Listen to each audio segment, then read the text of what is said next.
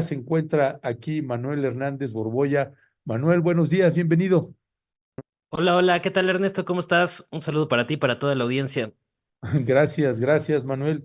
Pues aquí, antes de entrar en materia con los temas, pues extrañadísimo, Manuel, de veras no, nos cuesta muchísimo trabajo entender que no se atienda a las mujeres desplazadas, a las familias desplazadas del estado de Chiapas, poblaciones indígenas y no indígenas también como las de la región fronteriza, pues miles de familias desplazadas y silencio en la torre, no entendemos qué sucede ahí. También hemos estado documentando, Manuel, pues la devastación que dejó el huracán John en la montaña de Guerrero, articulándonos con el Centro Jornalero y con el Centro de Derechos Humanos de la Montaña, Tlachinolan, que nos decían, pues nunca habíamos visto que en un huracán que haya dejado tal devastación, 245 poblaciones afectadas, derrumbadas, derruidas, en fin, pues no mandaron ni siquiera a ayudar a sacar cuerpos. La propia gente de los poblados, pues sacó los cuerpos y nos decían, pues es que de la montaña también está en Guerrero, no solamente Acapulco, y pues realmente no, nunca había visto esto, Emanuel, no, lo hemos dialogado acá y no entendemos, no sé si tendrías tú alguna opinión sobre estos temas. Sí, pues me parece que de parte del gobierno federal ha habido cierta negligencia, sobre todo en el caso Chiapas, desde el sexenio anterior, luego de los múltiples problemas que se han desatado en la frontera sur de México, a raíz de la ola migratoria, la Guardia Nacional que tuvo que ser mm, pues lanzada para allá a partir de las presiones de Donald Trump. Y también me parece que hay mucha incapacidad de algunos gobiernos estatales encabezados por Morena o gobernados por Morena, como el caso de Chiapas, como el caso de Guerrero, en donde pues se ve una ausencia notable de los gobernadores y la gobernadora, y la gobernadora, para atender esas crisis. No, no todo debería de recaer en el gobierno federal, que desde luego que también pues ha brillado por su ausencia en algunos casos.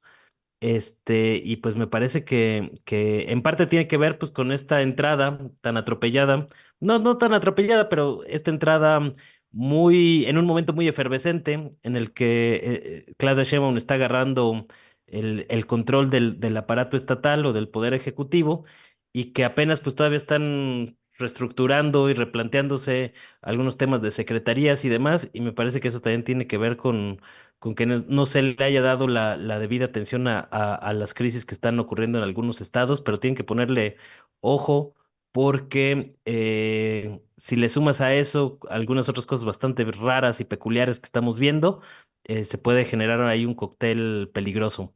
Sí, no, no, y esta parte que coincido contigo también, Manuel, que hemos señalado, pues es que estos gobernadores, en este caso de Chiapas, Rutilio Escandón Cadenas, o de Guerrero, Evelyn Salgado, pues uno brillando por su ausencia y Evelyn Salgado parece más secretaria de turismo que gobernadora. En fin, pues sí, no hay mucho de dónde agarrarse por parte de las poblaciones vulnerables en sus estados.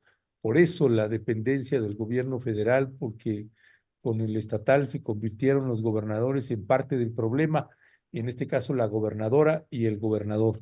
Pero entrando en materia, Manuel Hernández Borboya, y ahora a propósito de pues este proceso electoral que hay en los Estados Unidos y esta campaña intensa ya que hay sobre México y contra México y contra el gobierno, tanto el saliente del presidente López Obrador como de la presidenta Claudia Sheinbaum, terroristas, nos están prácticamente señalando. ¿Qué decía al respecto, Manuel?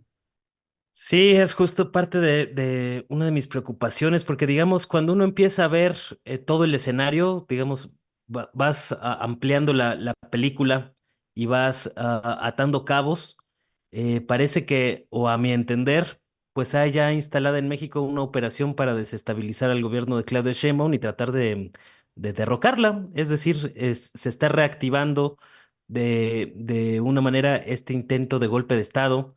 Que siempre ha estado ahí latente, ¿no? Pero digamos, ahorita están como aprovechando la coyuntura, fuerzas internas y externas para tratar de desestabilizar el gobierno. Y esto se viene construyendo pues desde la detención del Mayo Zambada, que llama la atención pues, la conferencia de ayer mañanera de Claudia Sheinbaum, donde participó el fiscal Alejandro Gertz Manero, quien se quitó la pijama y decidió, o lo llamaron ahí a acompañar este extraño también movida que van a hacer de que la Secretaría de Seguridad Pública presidida por Omar García Harfuch también va a realizar labores de investigación que debería hacer la Fiscalía General de la República en algo bastante extraño, lo cual evidencia pues el boquete o la incapacidad de Hertz Manero para dar resultados al frente de la Fiscalía, pero dentro de esa torpe gestión de Hertz Manero me pareció interesante lo que dijo ayer, porque de alguna manera esta tipificación de secuestro de Ismael Mayo Zambada tiene una connotación geopolítica, y es que a final de cuentas, si se está investigando por el tema de secuestro, pues es para determinar la responsabilidad del gobierno de Estados Unidos y la manera en que operó en territorio mexicano para poder detener a Ismael Mayo Zambada a través de pactos con el cártel de los Chapitos o con la facción de los Chapitos dentro del cártel de Sinaloa. Y esto me parece que debería ser un escándalo. O sea, el hecho de que la manera en que el gobierno de Estados Unidos le ha dado facilidades procedimentales, como dijo ayer Hertz Manero, pues se evidencia y en los hechos es la prueba contundente de cómo Estados Unidos está gestionando buena parte de la violencia que está ocurriendo en México, la violencia que se ha desatado en Sinaloa en los últimos días precisamente por los enfrentamientos entre los mayos y los chapitos. Y que en los hechos, pues el gobierno de Estados Unidos le está entregando el control del cártel de Sinaloa a los chapitos. Esto debería ser un escándalo mediático en las noticias y sobre todo en un contexto de violencia generalizada en regiones como Sinaloa, el caso de Guerrero, donde también está rarísimo ese asunto de que en los hechos de Tecpan hay 11 guatemaltecos involucrados. Hay que recordar que hay antecedentes peligrosos, como la manera en que se reclutó a muchos militares de élite de los caiviles guatemaltecos para formar parte del cártel de los Zetas. Entonces, digamos y si sumado a eso están además el antecedente de dos coches bomba en Guanajuato, al mismo tiempo que en Estados Unidos hay una campaña intensa, sobre todo de los trompistas. Vimos ayer un tuit del ex embajador de Estados Unidos en México durante el gobierno de Trump, a Christopher Landau, hablar sobre las implicaciones que podría tener el terrorismo a la hora de cerrar la frontera por la narcoviolencia o el narcoterrorismo que están echando a andar desde los cárteles de la droga. Y luego vemos a Marco Cortés, que así de pronto se le ocurre esta grandiosa idea de tipificar como narcoterrorismo ciertos delitos, y uno se pregunta, ¿en qué beneficiaría eso al combate al crimen organizado? Absolutamente en nada. O sea, realmente no da ninguna ventaja esa tipificación, pero que incluso López Obrador, pues en sus días finales de mandato, pues le mandó decir a Marco Cortés, pues de parte de quién viene esta intención de tipificar como narcoterrorismo a lo que está ocurriendo en México. Se dan estos coches bomba en Guanajuato. No es la primera vez que explotan coches en las últimas décadas en México, pero digamos que sí llama la atención el momento. En política no hay casualidades. Y esta hilación de cosas me parece que están planteando un escenario muy peligroso para el país, porque por un lado estamos viendo esta violencia que tiene mano negra detrás. En muchos casos es muy evidente la mano negra detrás de la violencia en Sinaloa. En algo de la violencia que hemos visto en Guerrero, también me parece que hay mano negra. Y lo de Guanajuato también me parece hay una intencionalidad política más allá de que sea violencia sistémica como la que estamos viendo, por ejemplo, en Chiapas, ¿no? Entonces, digamos, es un revoltijo muy peligroso porque además de esta violencia, estamos viendo cómo la Suprema Corte de Justicia de la Nación y el bloque conservador, enquistado ahí en el control de la Suprema Corte, pues están haciendo todo lo posible por tratar de detonar una crisis institucional importante en México. Ya incluso hay exministros de la Corte como Cosío diciendo que, que en caso de que haya desacato por parte de Sheinbaum y el Congreso, la Suprema Corte podría incluso encarcelarlos por desacato. Es decir, ya el nivel de delirio ya llegó al grado de que ahora quieren encarcelar a la presidenta de la República y a todo el Congreso, ¿no? Desde el Poder Judicial. A ese grado de estupidez ha llegado este intento golpista y que de alguna manera pues está evidenciando esto, los intentos de desestabilizar y de asestar un golpe de Estado en Ajá. México. Por eso hay que estar muy atentos con esa situación, porque me parece que cuando uno empieza a ver varios hechos y de qué manera están conectados unos con otros, ahí empieza a salir la mano de Estados Unidos. El embajador Ken Salazar acaba de dar una conferencia ayer diciendo Ese que, precisamente, ese es el video que te iba a decir que si lo habías pues visto vamos. para ver si lo podíamos pasar, porque sí, se le nota hasta contrariado a Ken Salazar de la conferencia de la reaparición que sacaron del sarcófago a Alejandro Hertz Manero, al fiscal general de la República, y pues se ve molesto Ken Salazar. Uy, vamos a escucharlo. Miren, lo primero es que ya lo hemos explicado. Se les doy la carta otra vez del presidente, del secretario Blinken. Yo lo ha dicho. El secretario Blinken, pues el canciller de los Estados Unidos, ¿no? El fiscal Garland. Y esto lo puedo decir sin excepción. Lo mejor, las personas más auténticas, sin corrupción, diciendo lo que es la verdad. Entonces, ¿qué fue lo que dijo el secretario Blinken? No se llevó a cabo ningún operativo policial en México. No era nuestro avión, ni nuestro piloto, ni nuestra gente. El piloto no era contratista ni empleado del gobierno de Estados Unidos, ni ciudadano estadounidense. No sé, ¿qué se puede decir más claro? No, espérate tú. Investigaciones tienen que seguir y van siguiendo, pero ahí estamos en esta comunicación con el gobierno de México. Para mí me sorpresa tanto que no se puede decir victoria del pueblo de México, victoria de Estados Unidos, resultado del trabajo que hemos llevado, así como nos respetamos por los últimos 3 años. Es lo que les puedo decir, no lo puedo decir más francamente. Muchas gracias. Miren, lo primero es que ya lo... Bueno, pues ¿qué decir, Manuel, de esta conferencia ahí que se ve pues un poco molesto, irritado y sorprendido de que no estamos celebrando con ellos?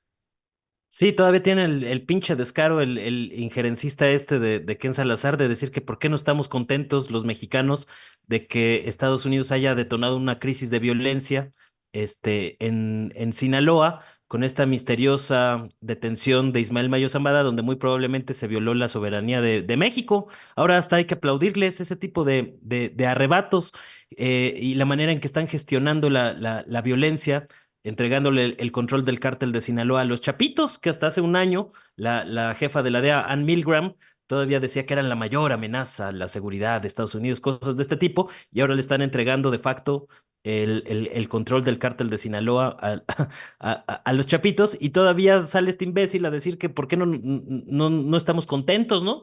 De que hayan hecho esa operación. Y me parece que es preocupante, y me parece que Hertz Manero fue muy puntual ahí sí, así como le critico lo malo, también me parece que fue muy acertado en soltar el dardo sobre el piloto y las matrículas del avión que estaban duplicadas desde Estados Unidos. Es decir, lo que cuestionó Hertz Manero fue cómo no detuvieron al piloto, y sale Ken Salazar a decir que no era su piloto, nada más era pues, su colaborador o su empleado, ¿no? Porque a final de cuentas se han estado mordiendo la lengua para no responder a las preguntas muy puntuales y concretas que se les han hecho en torno a esta situación, lo cual evidencia que evidentemente hubo una operación inconfesable por parte del gobierno de Estados Unidos. Y me parece que ya cuando va sumando todo esto, o sea, hechos de violencia donde hay mano gringa involucrada, y que además vemos que también hay mano gringa, como lo vimos con las críticas que realizó Ken Salazar a la reforma al Poder Judicial, y uno revisa también los manuales de la CIA, que por ahí publiqué alguno, pues tiene toda la pinta de ser una operación psicológica para tratar de desestabilizar al país. Entonces hay que tener mucho cuidado con lo que está ocurriendo en estos diversos frentes, ¿no? El tema del terrorismo me parece grave porque ahí también vemos al principal propagandista de Donald Trump, me refiero al multimillonario Elon Musk, que está metido de lleno en la campaña trumpista, precisamente publicando ahí unas estadísticas sobre encuentros con gente supuestamente terrorista en la frontera con México, a pesar de que también en la frontera entre Estados Unidos y Canadá hay una entrada importante de personas que podrían corresponder a ese perfil, y realmente me parece que es una maniobra retórica de los políticos estadounidenses para tratar de seguir ejerciendo su imperialismo y su presión y su control sobre México, sobre América Latina, pero que también tiene connotaciones con lo que está pasando en Medio Oriente con Ucrania y con Irán. Es decir, es muy peligroso este asunto porque están alimentando esta narrativa del narcoterrorismo para tratar de justificar una intervención en México, mandar misilazos a la frontera norte. Yo no veo que esté muy lejos de ocurrir. De hecho, durante el mandato de Trump estuvieron a nada de mandar misiles en contra a territorio mexicano, por parte del gobierno estadounidense para supuestamente combatir a los cárteles de la droga. Es decir, se está tratando de utilizar este asunto del terrorismo para aumentar el control y la presión sobre México, pero también para tratar de justificar algunas cosas que podrían ocurrir en el futuro, como una intervención militar de Estados Unidos en Irán, que dadas la situación en Medio Oriente, tampoco está muy lejano ese posible escenario. Entonces, digamos, es muy peligroso eso que está ocurriendo, y al mismo tiempo, pues vemos cómo los medios de comunicación corporativos están amplificando esta narrativa del terrorismo que convenientemente pues le va muy bien a los intereses del decadente imperio globalista, al imperialismo estadounidense, para tratar de justificar algunas de sus acciones inconfesables, como esta en donde Ken Salazar se acaba mordiendo la lengua y se acaba saliendo por la tangente en lugar de responder preguntas concretas, ¿no? Así es, Manuel Hernández Borbolla, y en ese entorno y con el proceso electoral en ciernes en los Estados Unidos, pues acá sí, de la oposición, en este caso de los ministros, del ministro González Alcántara Carranca, y que ya has tenido respuestas de todo tipo, Manuel. Sí, pues eso es un intento más de este golpismo que estoy mencionando, porque digamos ahora resulta que la Suprema Corte de Justicia de la Nación se pasa por el arco del triunfo a la Constitución, como estaba antes y después de la reforma al Poder Judicial, para hacer lo que les venga en gana, y ahora van a revisar un tema en el que van a ser juez y parte, porque a final de cuentas son la autoridad máxima del Poder Judicial, y pues muestra la vileza con la que desde hace mucho tiempo han operado los altos cargos del Poder Judicial, y que reitera pues la urgente necesidad de hacer una limpia profunda con estos perfiles, ¿no? Porque realmente lo que les molesta en el fondo, pues es que esta reforma al Poder Judicial es una reforma esencialmente política, y cuyo objetivo principal es precisamente acotar los intentos de golpe de Estado que se pueden realizar desde el Poder Judicial vía guerra judicial o lawfare, como se le conoce, lo cual han estado haciendo en el último año, por lo menos, y que de alguna manera pues los están dejando muy claro hasta qué punto están dispuestos a llegar este séquito de chacales, con tal de imponer los intereses de una facción conservadora por encima de los intereses de la mayoría. Ya cuando los oyes hablar de que van a encarcelar a la presidenta y a todo el Congreso, pues ya estamos en un escenario completamente delirante, pero evidencia y muestra hasta qué punto están dispuestos a llegar. Y cuando lo empiezas a atar con el ministro Ortiz Mena desde Harvard, criticando la reforma al Poder Judicial y demás, pues ves un escenario pues bastante complicado. Y creo que también ha faltado más precisión del lado del bloque oficialista y morenista a la hora de asestar medidas muy concretas, ¿no? O sea, esta reforma ahí sacada de la manga de la supremacía constitucional, yo entiendo que es pues para tratar de dejar muy claro en qué temas puede intervenir o no la Corte, pero me parece que lo están haciendo de manera muy atropellada y eso también les puede revertir en algunos meses, algunas semanas. Pero bueno, a final de cuentas son de los pataleos y berrinches del Poder Judicial que van a seguir haciendo hasta el día de la elección y después de la elección de jueces y magistrados, pero no tiene ninguna posibilidad de prosperar. Es decir, están muy solos en la Suprema Corte de Justicia. Después de meses de paro, no vimos grandes contingentes de gente de a pie, de gente común sumándose a esas consignas, porque a final de cuentas el Poder Judicial ha dejado mucho a deber a los mexicanos. Y por eso también no se han hecho de apoyo de sectores populares importantes. Entonces me parece que no tienen ninguna posibilidad de prosperar. Son el último remanente de la derrotada oligarquía neoliberal que la están tratando de defender ahí con uñas y dientes, pero digamos, pues sus estrategas son bastante torpes. Ahí está Claudio X González, que no da una como estratega político. Ahí está la torpeza de Norma Piña, también dando ahí vaivenes que para sus intereses, pues no les han sido muy efectivos, que digamos. Y esto pues evidencia también la decadencia de la derecha mexicana, que está en un proceso de abyección bastante profundo, con Marco Cortés precisamente desde España, haciendo rabiar a López Dóriga, entre otros, que fue bastante divertido, pero que están completamente desdibujados. Ahí están cada vez más legisladores sumándose a la bancada morenista. Acaba de renunciar una senadora del PRI para, pues de facto, integrarse pues al proyecto de la 4T, y vemos que están completamente desfondados. Hoy la oposición en México no representa ninguna alternativa a nada, y les va a costar mucho pues reagruparse, pero mientras sigan con este golpismo tan descarado y tan burdo, lo único que van a hacer es cavar un hoyo más profundo, porque no va a ser muy difícil que salgan de esa crisis con las medidas que están tratando de impulsar, que son abiertamente golpistas, abiertamente antipopulares y abiertamente en contra de la democracia. Gracias, gracias, Manuel. Manuel, a propósito de esto que están haciendo los ministros y que anunciaron una renuncia para el 2025, apareció Noroña diciendo, pues no renuncian, pero además hace una advertencia. ¿Cómo lees tú esto que dijo Noroña el día de ayer?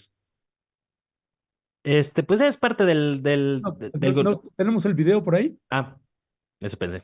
Ah, sí, vamos a ver. Se ha filtrado también, o no filtrado, está en el ambiente, que hoy presentarían sus renuncias.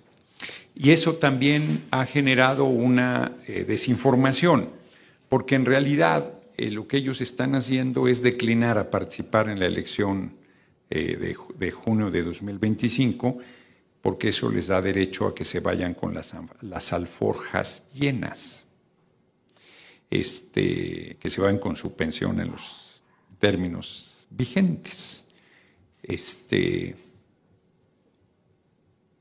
Podemos no aceptar sus renuncias.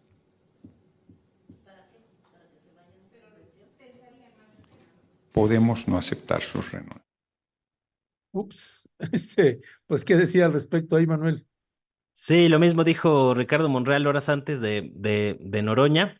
Y pues sí, pues es parte pues, del golpeteo político entre unos y otros, ¿no? A mí me parece que va a ser como complicado que no les acepten tal cual la renuncia, porque no puedes obligar a nadie a que esté en un cargo, pero sí creo que puede haber muchas formas para tratar de atorarles esas pensiones millonarias después de lo que han hecho, y creo que una de ellas pues sería llamando a juicio político a varios de estos ministros abiertamente golpistas, que yo creo que ya se tardaron un poco, porque al menos en el caso de Norma Piña, pues ya era para que le hubieran sacado por ahí el, un recurso de esta índole precisamente como una respuesta al golpeteo. Entonces, me parece que todavía hay muchas formas o maniobras políticas con las cuales se puede dar un buen escarmiento a estos 8 ministros abiertamente golpistas, antes de que dejen su cargo y que decidan no participar en la elección por voto popular, que están tratando de derribar desde el proyecto este de el ministro Juan Luis González Alcántara Carrancá, que presentó ahí un proyecto de 366 hojas para decir que ahora pues el Poder Judicial y la Suprema Corte de Justicia también van a legislar. Es que ya es el absurdo total, ¿no? O sea, la manera en que se han pasado donde han querido la ley vigente ya merita un juicio político. O sea, yo creo que van a esperar un poco a ver cómo se determina esta votación, que siga escalando la crisis institucional, y a partir de ahí aplicaría perfectamente el juicio político. Llevan todas las de perder los ministros de la Corte, pero al parecer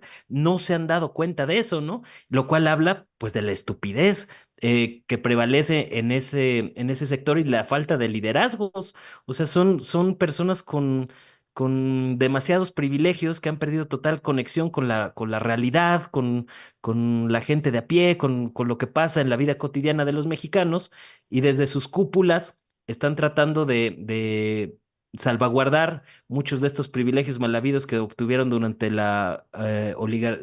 periodo de la oligarquía neoliberal, sin darse cuenta que les puede salir muy costoso, porque digamos en términos de juicio político, pues les podrían quitar absolutamente todos los derechos, y parece que no se están dando cuenta de que esa es una carta que tiene ahí guardada el Congreso para utilizarla en cualquier momento, y que pues yo no veo tampoco muy lejano que la pudieran activar en caso de que los ministros golpistas decidan seguir con su escalada de crisis institucional, que de hecho pues es parte de un proyecto para desestabilizar a México y al gobierno en turno de Claudia Sheinbaum con fines políticos, ¿no? Porque más allá de eso pues no tiene ninguna posibilidad de prosperar.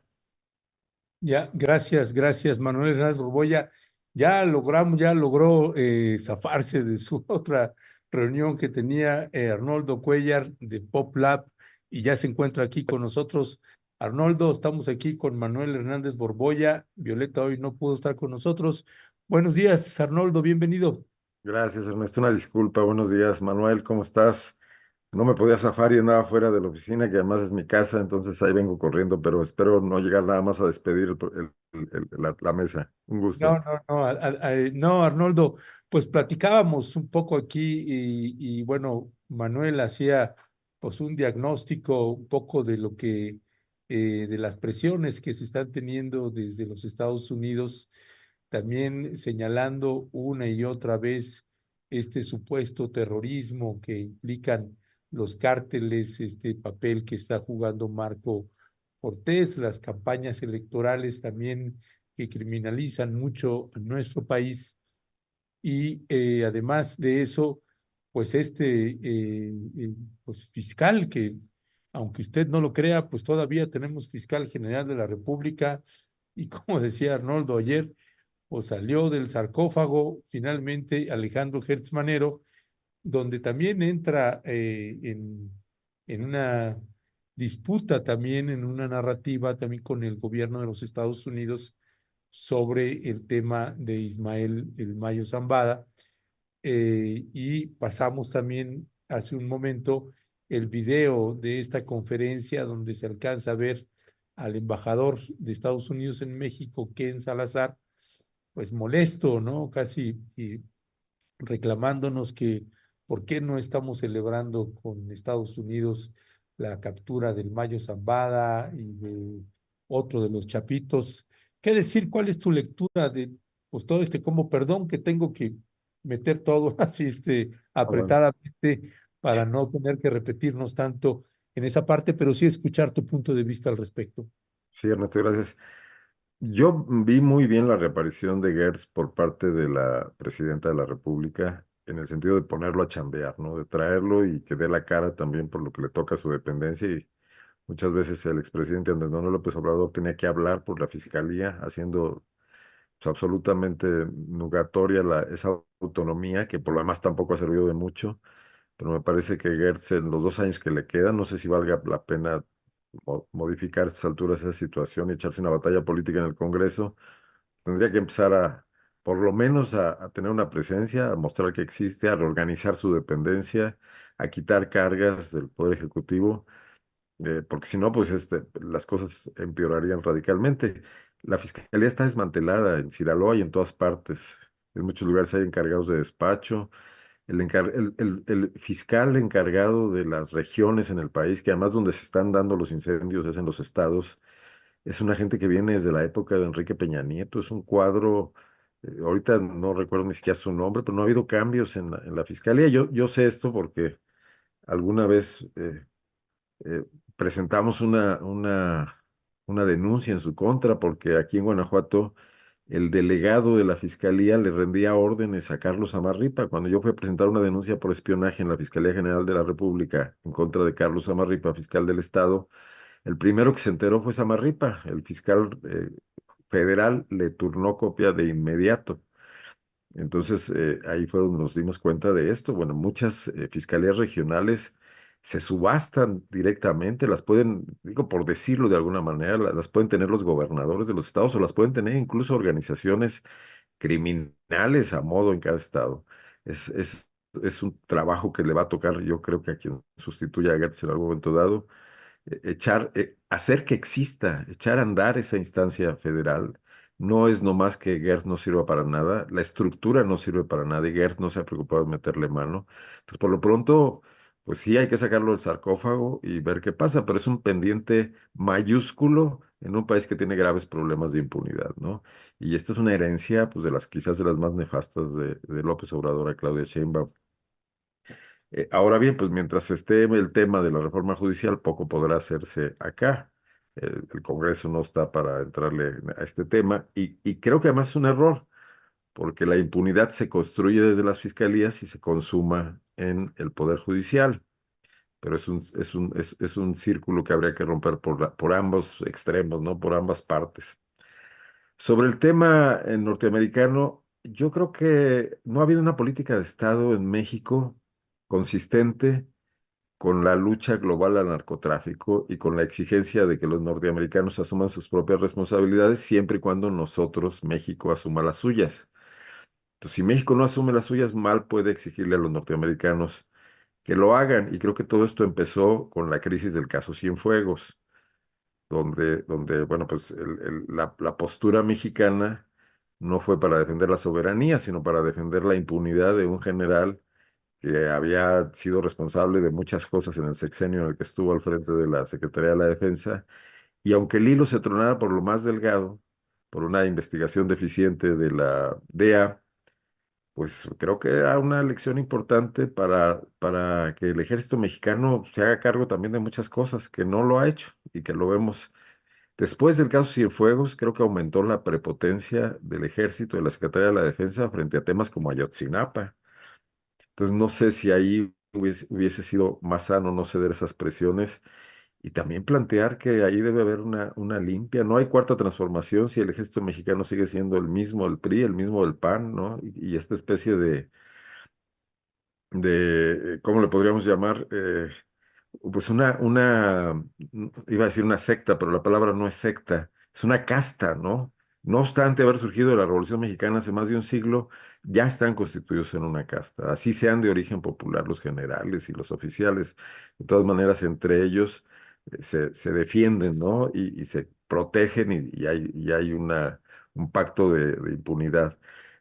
No es lo más sano que sean los norteamericanos los que vengan a irrumpir en eso, pero pues si no lo hacemos nosotros, la coyuntura política podría haberle dado al presidente López Obrador algún instrumento por lo menos que fuera más caro para el ejército el costo de haber intervenido para liberar a Cienfuegos, ¿no? Hoy tenemos esta situación, una Sedena cada vez más empoderada, que pues tiene como su rehén al gobierno federal en materia de combate al narcotráfico y combate a la delincuencia, porque bueno, pues realmente es muy difícil darles órdenes y que hagan lo que se quisiera desde la desde la perspectiva civil, porque van a seguir en sus prácticas. Ayer decía el general secretario que tratan de capacitar mejor a los soldados para que no violenten los derechos humanos. Pues, bueno, tienen más de una década diciéndolo desde la época de la guerra contra el narcotráfico de Calderón y se ve que eso no se ha logrado. No obstante, que dinero no les falta, ¿eh? Y que cohesión interna y respaldo político tampoco. Entonces, bueno, pues grave asunto el que tenemos entre las manos, pero creo que es un cáncer mayor en medio de todo lo que pueda estar cambiando en este país, que el ejército permanezca tan intocado. Y bueno, pues ya qué decir de lo del Mayo Zambada. Los norteamericanos no nos van a dar explicaciones. Hicieron una operación de extracción, fieles a su estrategia y a sus tácticas de ser una potencia imperial que puede intervenir en cualquier parte. Este mal ejemplo que ahora sigue Israel, por ejemplo, en Medio Oriente, y estamos muy lejos de que le vayan a contestar los oficios a Gertz Manero, ¿no? Ya, gracias Arnoldo. Arnoldo Cuellar de PopLab, Manuel Hernández Borboya. Arnoldo toca el otro de los temas complicadísimos, complejos también para la nueva administración de Claudia Sheinbaum.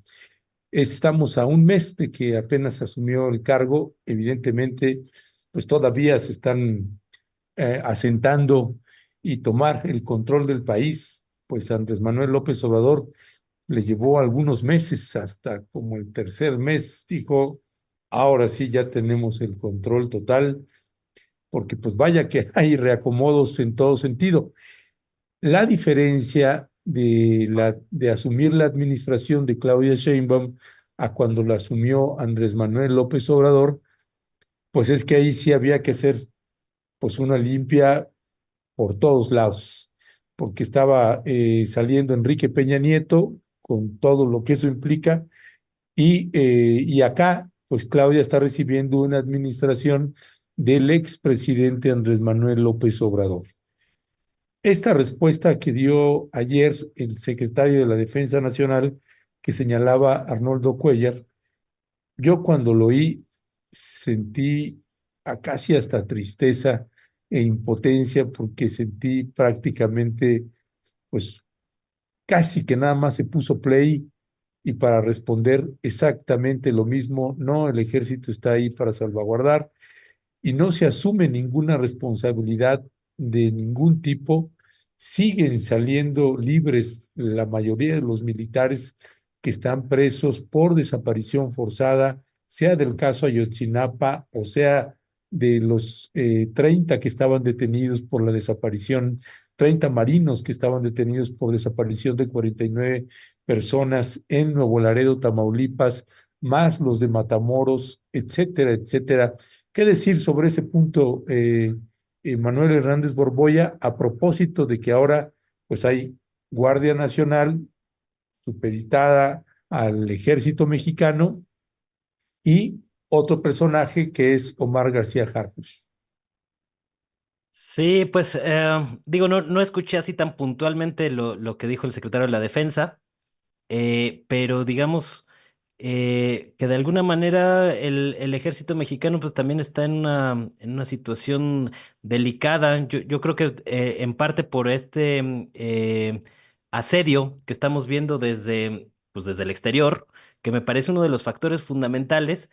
Es vital para el proyecto de la 4T pues mantener de su lado a las Fuerzas Armadas para lo que se pueda ofrecer, como casos ante una crisis institucional como la que se está fraguando, se está tratando de hacer crecer. Pues a final de cuentas los que tienen las armas pues son el fiel de la balanza en muchos de estos casos, entonces no creo que vaya a haber presiones extraordinarias sobre el ejército. Lo vimos con el caso Ayotzinapa, como digamos, se ha venido tratando de apapachar y consentir al ejército durante todo el sexenio de López Obrador, que es uno de los pilares para este proyecto reformista. Yo difiero de lo que dijo Arnoldo sobre Cienfuegos. A mí me parece que fue una maniobra golpista más de las agencias en Estados Unidos para tratar de dividir a la cúpula militar en México y generar, facilitar las condiciones de un golpe dividiendo a la élite. Me parece que es una táctica de guerra muy común y no hay que perder de vista esta situación. Yo sí haré un llamado a que muchos de los temas que podamos estar discutiendo tienen que ser analizados desde el asedio imperialista que están padeciendo nuestros pueblos, porque digamos, muchos temas, si le quitamos esa variable, no tendrían sentido, ¿no? Como apoyo al ejército por parte de la 4T con López Obrador y con Claudia Sheinbaum, pero digamos, hay que tomar este factor que me parece importantísimo en cuenta, ¿no?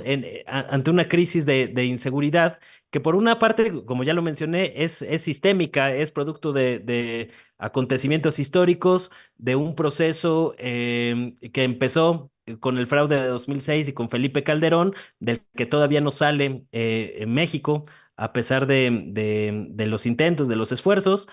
Y me parece que en este momento no veo que el gobierno de Claudia Sheinbaum vaya a presionar demasiado al ejército. Al contrario, pues lo necesitan de su lado precisamente para afrontar un escenario muy complejo en el que se han activado varios frentes de violencia. Yo estoy consciente que mucha de esta violencia que se vive hoy en México tiene que ver con estos factores estructurales, pero dentro de ese mar revuelto hay muchos hechos que están tratando de activarse de manera intencional y política ahí tras las sombras, porque al final de cuentas, lo que nos han contado sobre el narcotráfico en México, los últimos 40, 50 años no existe. Yo lo veo más como grupos paramilitares, son milicias paramilitares financiadas, orquestadas desde Estados Unidos. ¿Quiénes son a final de cuentas los que les entregan las armas? Pues ahí está la Operación Rápido y Furioso como un ejemplo de cómo las agencias de Estados Unidos les entregaron en la mano armas a narcotraficantes y que sigue fluyendo ese tema. O sea, es impresionante que se quejen tanto del narcotráfico en México y el terrorismo y estas cosas y no puedan los vecinos del norte generar algunas medidas para contener su flujo de armas, ¿no?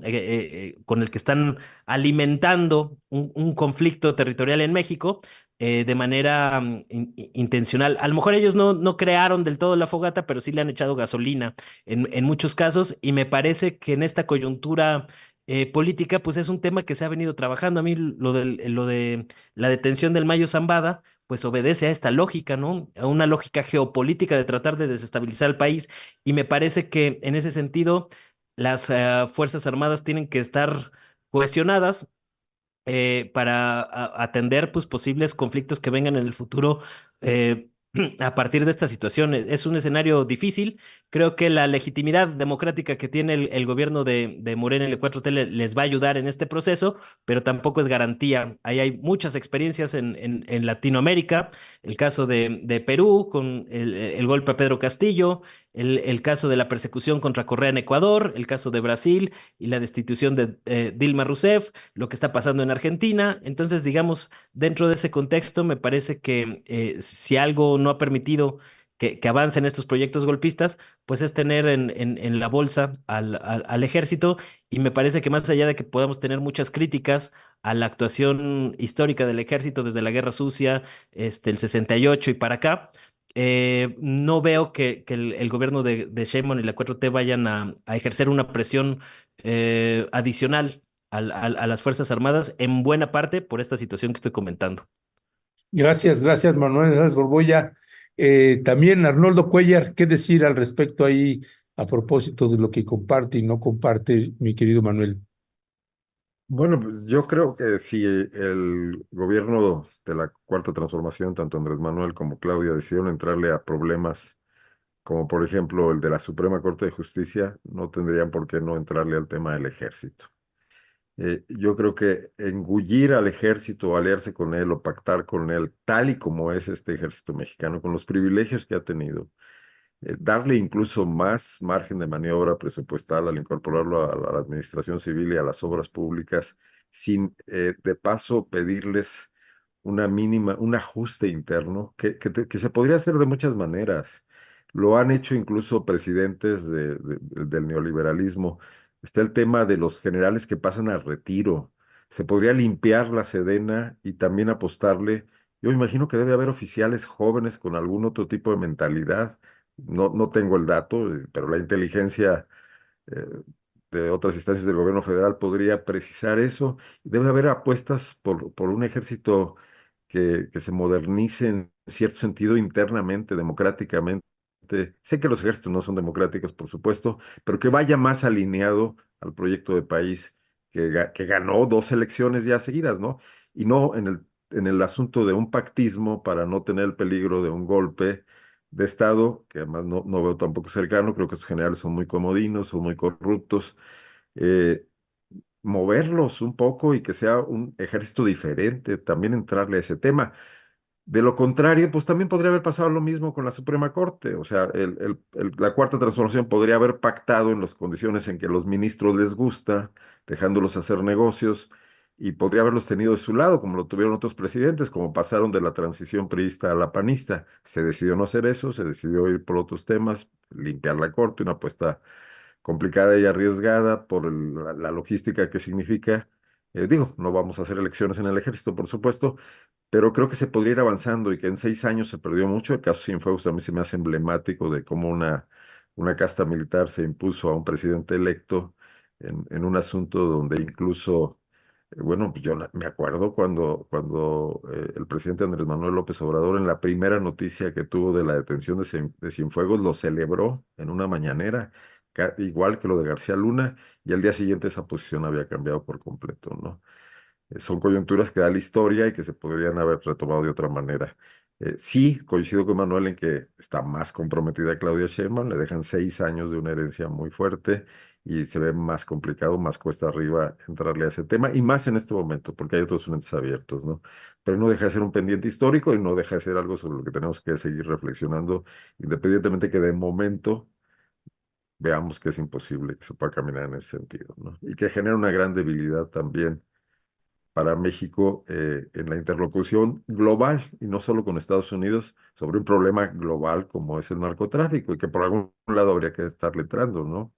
No, no es como el cambio climático. Creo que es algo que se podría atacar desde la política, y creo que hay sectores interesados entre los propios norteamericanos, donde hay que recordar que no son monolíticos y las agencias cada uno tiene su propia agenda, en que cambien ciertas cosas, ¿no? Ahí en ese sentido, y que no se mantenga la normalidad esta que se ha sustentado hasta ahora. Ya, pues Arnoldo Cuellar, muchísimas gracias. Manuel Hernández Borboya, también muchísimas gracias. Pues tiene usted distintos ángulos de dos brillantes periodistas que hoy nos acompañaron. Temoris no pudo estar el día de hoy, así que afortunadamente tuvimos aquí a nuestro apreciadísimo Arnoldo Cuellar. Así que gracias, gracias Arnoldo, gracias Manuel Hernández Borboya. Nos vemos la siguiente semana.